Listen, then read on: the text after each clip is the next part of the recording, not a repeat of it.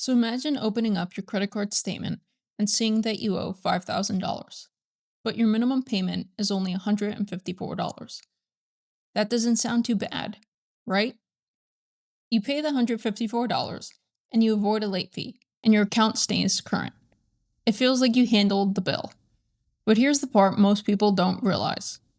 If you continue paying only the minimum, that $5,000 balance could take you nearly 17 years to eliminate and could cost you upwards of $9,000 in interest alone. You could actually end up repaying almost twice the amount you originally borrowed, just in interest.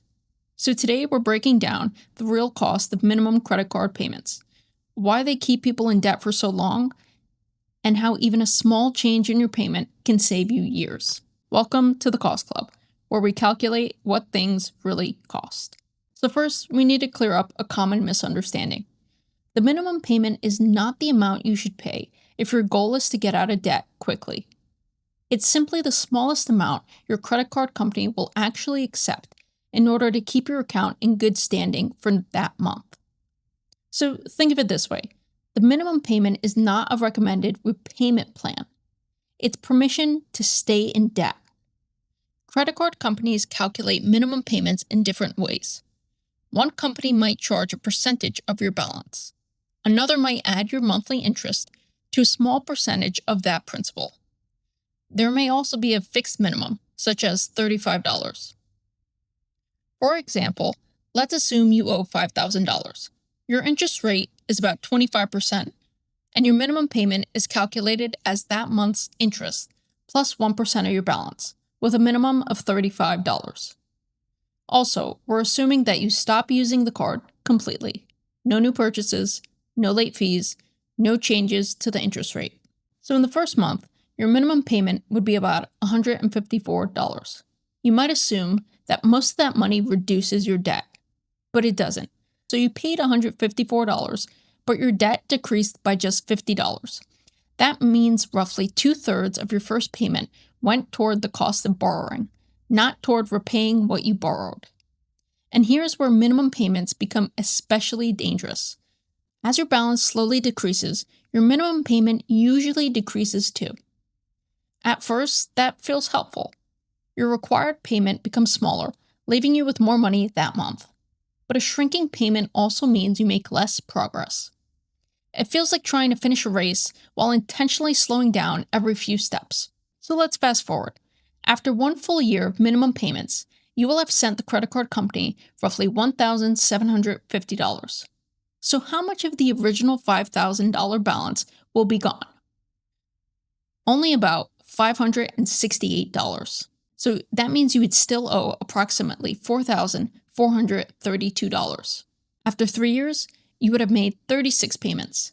You would still owe around $3,482. After 5 years, you would still owe approximately $2,736. Think about that.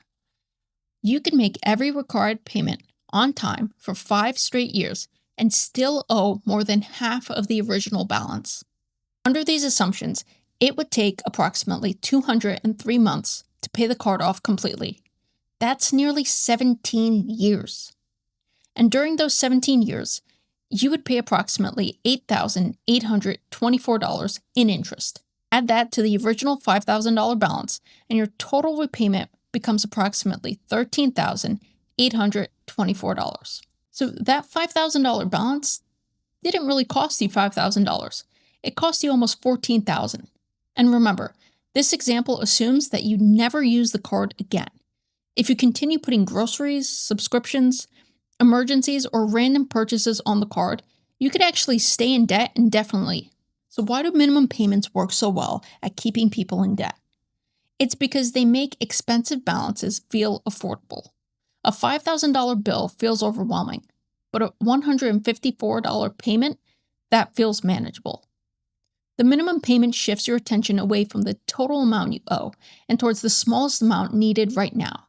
It creates the feeling that everything's under control because you're technically making your payments. And to be clear, paying the minimum is much better than missing the payment completely. A missed payment can lead to fees. It could damage your credit history and other consequences. So the problem's not that you paid the minimum during a difficult month. The problem is allowing the minimum to become your long term strategy. Minimum payments solve this month's problems. They don't actually solve the debt. Now let's change one part of the example. Instead of following the shrinking minimum payment, imagine you choose the fixed payment of $200 every month. So you have the same $5,000 balance and the same 25% interest rate. No new purchases. At $200 per month, you would eliminate the debt in approximately 36 months. That's around 3 years instead of nearly 17. Your total interest would fall from around $8,824 to only $2,135. So that extra payment, which starts at only about $46 more than the first minimum, could nearly save you 14 years and approximately $6,689 in interest. So this is why the amount above the minimum matters so much. That extra money is not just reducing your balance. It's reducing the amount of future interest that can be charged against you. Every dollar of principal you remove today is a dollar that cannot continue generating interest next month. So here's 4 practical steps you can take.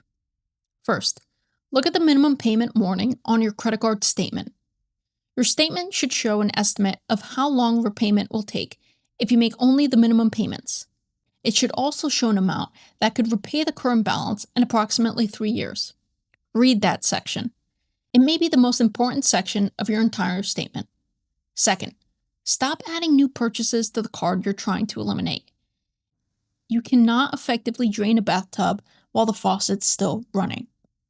Third, choose a fixed payment that's higher than your current minimum. Don't allow your payment to fall automatically as the minimum gets smaller. If the minimum is $154 and you can afford $200, keep paying that $200. When the minimum falls to $140, continue paying $200. When it falls to $100, continue paying $200. That fixed amount is what accelerates the payoff. Fourth, automate the payment if possible. You can automate the minimum to protect yourself from accidentally missing the due date, then schedule an additional payment towards the balance. Just make sure the total payment fits your budget and that enough money is available in your account. So not everyone can immediately pay more than the minimum. If you're struggling to make even the required payment, contact your credit card company as soon as possible.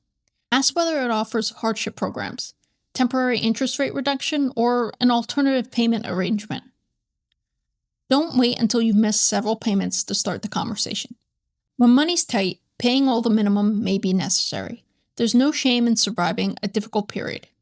Just recognize the minimum payment for what it is, a temporary safety measure, not a permanent plan. So the next time your statement says the minimum payment is $154, don't ask, can I afford $150? Ask yourself, how much will this debt cost me if I keep paying this way? Because the purchase price is only the beginning. The interest, the time, and the lost opportunity of the use of that money elsewhere is the real cost. So put in the comments what you want us to calculate next, and subscribe for more breakdowns of what everyday financial decisions really cost.